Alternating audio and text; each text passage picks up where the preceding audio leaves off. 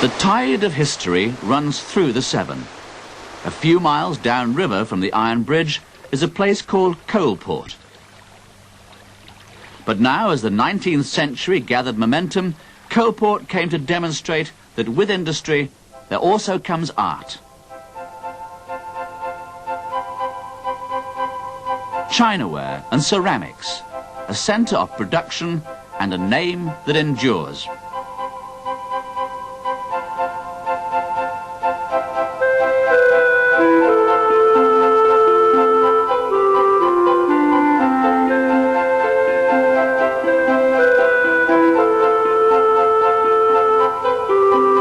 Raw materials were available nearby: coal, clay, and prior to steam, power came from water provided by the ever-obliging Severn, which also served as the channel for shipment.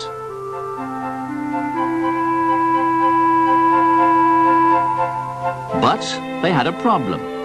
The raw materials came in by way of a canal more than 200 feet higher up on the side of the gorge.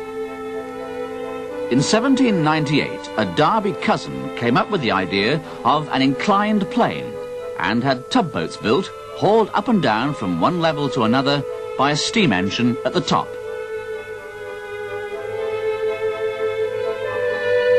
The alternative to this ingenious piece of 18th century engineering would have been the construction of a staircase of something like 20 different locks.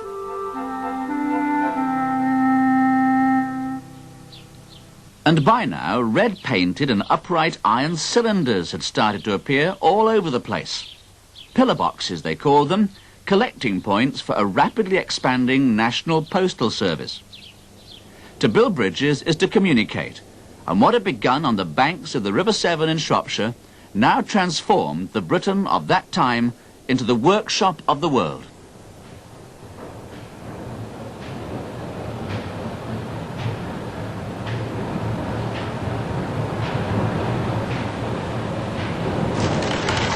It was now no longer to be just Abraham Darby's cooking pots shipped out from ports like Bristol, but the pulses and pistons of the most important movement in social history since Saxon times, the Industrial Revolution.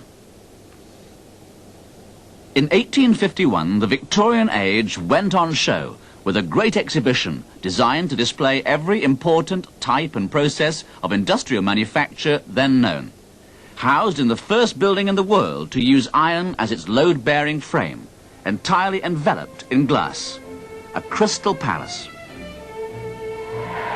To be opened by the Queen and her consort, Prince Albert.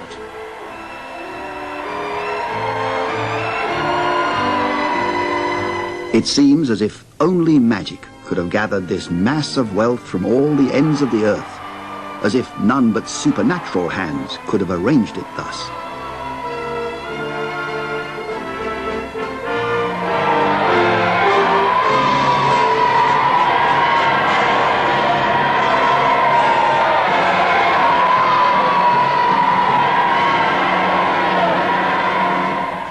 The Great Exhibition brought more fame to the Darbys and the Coalbrookdale Company than any event since the completion of the Iron Bridge.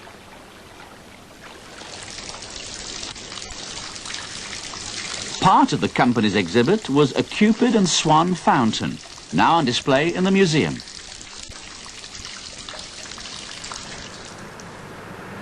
Also cast were the ornamental iron gates which form the entrance to the north transept of that original Crystal Palace, and which now stand in London across the road from the Albert Hall at the entrance to Hyde Park. Just down the road is another museum, the one dedicated to the achievements of science and technology.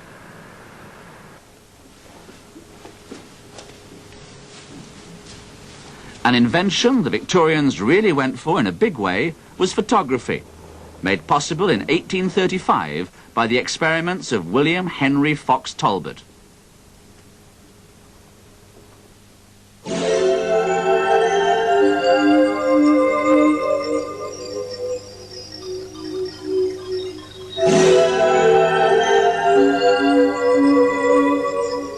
How would it be if we could bring these images to life? Step back in time, as it were, join them at work and at play?